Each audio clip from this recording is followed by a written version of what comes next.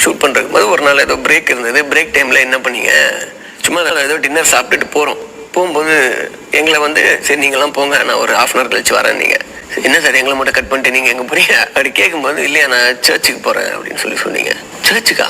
Foreign வந்துட்டு இங்கே வந்து ஒரு ஆள் வந்து சர்ச்சுக்கு போகிறாருன்னா அப்போ எவ்வளோ பயங்கரமாக இருக்கணும். சரி, அதை நம்ப முடியல. ஃபர்ஸ்ட் ஆஃப் ஆல் உண்மையை சொல்லிடுறேன்.